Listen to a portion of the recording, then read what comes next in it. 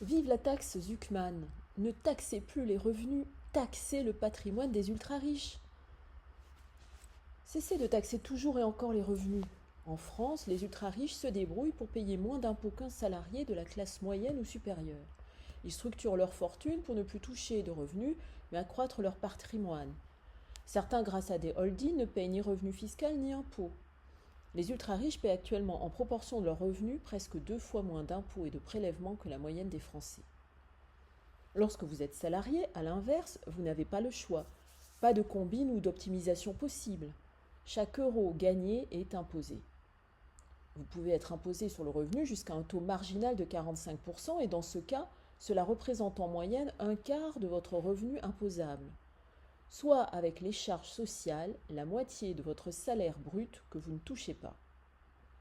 Dans ces conditions, même si vous avez fait des études et profité de l'ascenseur social grâce à ces études, par le seul mérite de votre travail, vous n'arriverez jamais à combler le fossé avec ceux qui ont déjà hérité d'un patrimoine ou à qui leurs parents ont mis le pied à l'étrier en leur achetant leur tout premier appartement.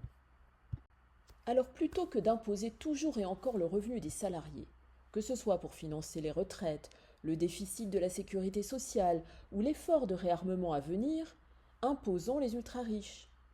Quand on parle d'ultra-riches, il ne s'agit pas de PME ou de cadres supérieurs, il s'agit de ceux dont le patrimoine est supérieur à 100 millions d'euros. Ces ultra-riches en France représentent seulement 1800 foyers fiscaux.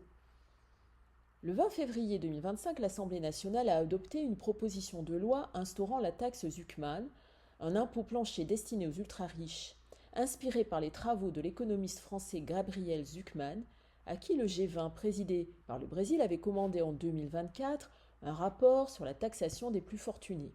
Cette mesure propose d'établir un impôt minimum de 2% sur les patrimoines supérieurs à 100 millions d'euros.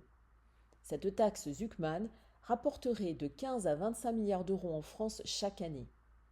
Certes, elle a été votée le 20 février 2025 par l'Assemblée nationale, sur proposition des écologistes avec 116 voix pour, les écologistes, LFI, socialistes et apparentés, et 39 voix contre le camp gouvernemental. Le RN s'étant abstenu. Mais il faut encore la validation du Sénat et aucune date n'est fixée pour l'instant. Et d'après certains, n'a aucune chance d'être votée car au Sénat, la majorité est détenue par une alliance de droite et du centre. Bercy préparait un prélèvement beaucoup plus limité de 2 milliards. En outre, il n'est pas exclu que le Conseil constitutionnel juge la taxe confiscatoire et l'annule. Alors mobilisez-vous, parlez-en autour de vous. Et à ceux qui réfutent en argumentant que c'est une mesure contre l'esprit d'entreprendre, vous pouvez leur répondre que non, car les biens professionnels, les commerçants et artisans, TPE et PME ne seraient en aucun cas touchés par la mesure. Et à ceux qui brandissent la menace de l'évasion fiscale de ces ultra-riches Français qui n'entreprendraient plus en France, il y a une parade. Pour éviter l'évasion fiscale de ces ultra-riches Français, Gabriel Zuckman milite pour qu'elle soit mise en place à l'échelle européenne et mondiale. Appliquée dans toute l'Union européenne, elle permettrait de récolter 67 milliards d'euros avec un taux à 2% et 120 milliards d'euros avec un taux à 3%. Appliquée à l'échelle mondiale, elle concernerait quelques 3000 milliardaires et rapporterait 200 à 250 milliards de dollars par an. La justice fiscale est devenue un enjeu de plus en plus pressant. Pourquoi n'en parle-t-on pas davantage dans les débats et interviews, à la radio, à la télévision? Alors parlez-en autour de vous.